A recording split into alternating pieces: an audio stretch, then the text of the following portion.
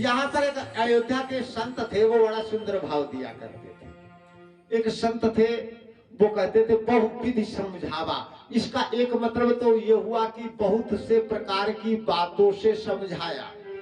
लेकिन अयोध्या के जो संत थे वो क्या कहा करते थे? कहते थे राजा दशरथ ने कहा कि बहुविधि, कि बहु लाने की विधि समझाई, कि तुम्हारे सूर्य वंश में वैसे इतने श्राप लगे हुए, कोई ब्याह करने को तैयार नहीं, और अगर इस बाबा के साथ तुमने भेज दिया तो ये पक्का है कि तुम्हारे बच्चों के ब्याह करा देगा।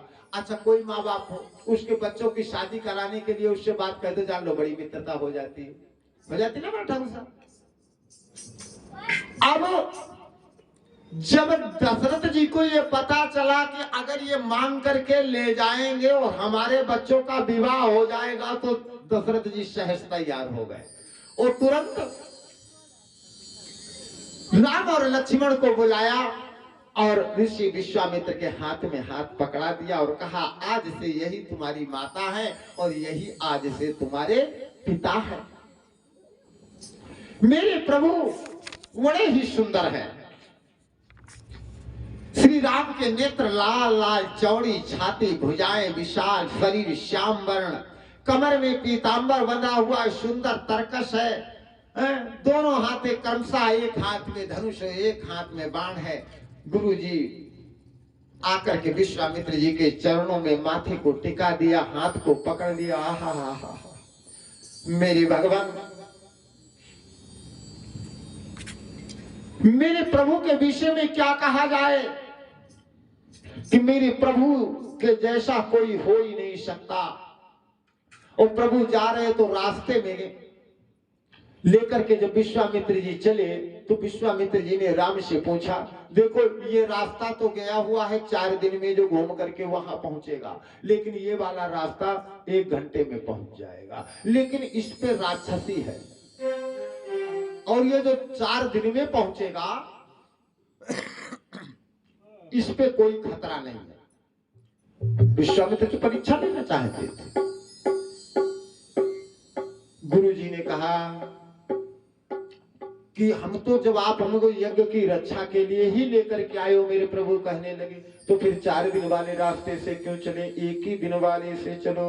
प्रभु चले तो जब ताड़का को पता चला, ताड़का उसका नाम बाबा तुलसीदास ने वाल्मीकि रामायण में वाल्मीकि जी लिखते हैं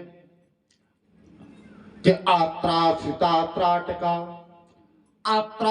ताटकानां राक्षसी काम रूपिणी वादते लोकमखिलम जाहि पाम विचारयन्। एक तटाका नाम की इच्छा अनुसार रूप धारण करने वाली राक्षसी उस जंगल में रहती है। वो अपनी मनो अनुकूल रूप धारण कर लेती है। और उसने जब राम लक्ष्मण को उधर से जाते हुए देखा तो उसने विकराल सा रूप बना करके वो मुंह फाड़ करके प्रभु श्री राम की तरफ झपटी और गुरु ने आदेश दिया क्या हुआ महाराज जी?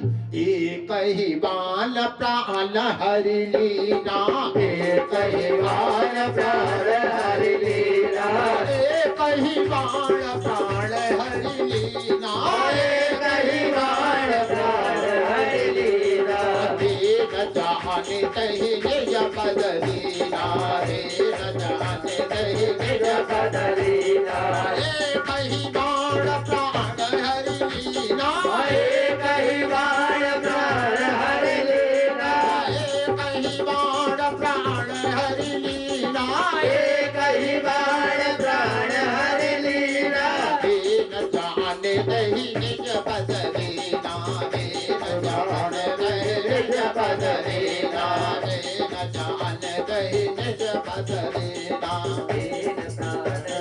निज पद लीला, एक ही वाण से उस ताड़का को खत्म कर दिया, लेकिन मेरे प्रभु कितने दयालु, उसको भी अपना धाम दे दिया। मेरे प्रभु विश्राम सागर के में एक दोहा आया है कि कढ़त एक धनु चढ़त 10 कर शत से शतबाण, और ताजा सा सहस तन लागत लक्ष्य गए तेहि प्राण। महाराज विश्वामित्र जी लेकर के पहुंचे, सायंकालीन को स्नान वगैरह कराया, और तब ऋषि नाथ जी चीनी विद्या निधि को विद्या देने, मेरे प्रभु को जो विद्या के निधान है, समस्त विद्याएं जिनसे उत्पन्न हुई उनको भी गुरु जी ने विद्या को सिखाया। और कौन सी विद्या को सिखाया? जाते जाते लाग न क्षुधा पिपासा, न भूख लगे न प्यास लगे, अतुलित बल तनु तेज प्रकाशा, शरीर में वैसा ही तेज बल और प्रभाव बना रहे। अन्य वैसी विद्याओं को और आयुध सर्व समर्पक नाना प्रकार के अस्त्र शस्त्रों से मेरे प्रभु को सुशोभित कर दिया। प्रातः काल हुआ और ऋषि विश्वामित्र जी ने यज्ञ करना प्रारंभ किया, और जैसे ही यज्ञ में आहुति पड़ी, ओम गणेशाभ्याम नमः स्वाहा, वैसे तेज तूफान चलने लगा। गुरुजी उठ के खड़े हो गए, प्रभु दौड़ करके आए, गुरुजी के चरणों को पकड़ लिया।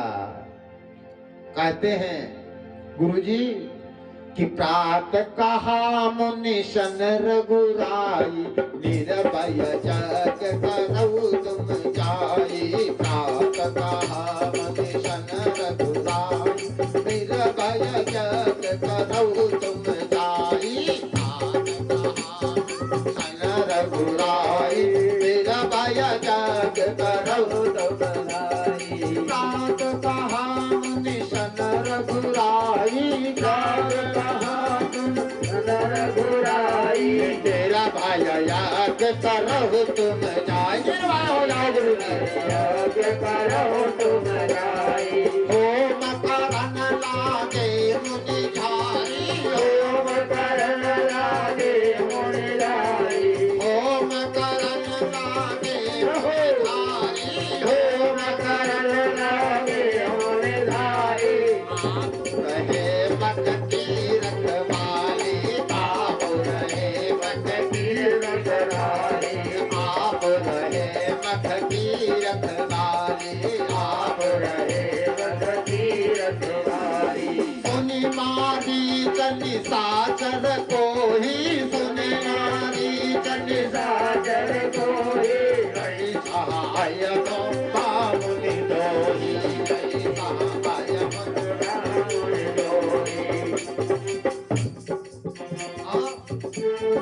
बिनु फर पान राम के मारा, बिनु दरबार राम के मारा, बिनु फर बाण राम के मारा, बिनु फर बाण राम के मारा। सत जो जन का सागर पारा, सत जो जन का सागर पारा, सत जो जन का सागर पारा, सत जो जन का सागर पारा। पावक सरसु बाहु पुनि सुबह आओ मुनि मारा, पावक सरसु आओ मुनि मारा, अनुज निशाचर कटुक संहारा, अनुज निशाचर कटुक संहारा, अनुज निशाचर कटुक संहारा, अनुज निशाचर कटुक संहारा। महाराज जैसे स्वाहा स्वाहा के शब्द होने लगे तो मारीच दौड़ता हुआ अपने संगी साथियों के समेत आया। तो प्रभु ने कुशा पर के आसन पे बैठे हुए तो उसी से कुशा निकाली और उसी का बाण संधान कर दिया। और महाराज मारीच एक दो नहीं 100 योजन के पार लंका में गिरा जाकर के महाराज। उसके साथ में सुबाहु इत्यादि आए, पहले उनको लक्ष्मण भैया जी ने चट कर दिया, राधे राधे कर दी सबकी नमो नमः। महाराज यज्ञ पूरा हुआ और प्रभु मेरे कि ताहा पुनि कछुक दिवस रघुराया, और रहे कीन पीपन पर दाया।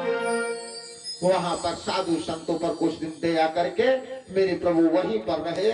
और तब तक कि मैथिलस्य नर श्रेष्ठ जनकस्य भविष्यति, यज्ञः परम धर्मिष्ठस्य यशामहे व्ययम्। मिथिला के नगरी के राजा जनक के यहाँ भी एक यज्ञ है, उस यज्ञ को भी मेरे प्रभु और गुरु जी को पूरा कराना है। और जब ये यज्ञ की बात विश्वामित्र को पता चली तो गुरु जी ने सोचा मेरा यज्ञ तो पूरा हो गया, लेकिन अब लगे हाथों से राजा जनक का भी यज्ञ पूरा करा दिया जाए, क्योंकि इस प्रभु के अलावा कोई राजा जनक का यज्ञ पूरा नहीं करा सकता है। और मेरे प्रभु को लेकर के गुरु चल दिए कि धनुष यज्ञ सुनि रघुकुल नाथा, हरति चले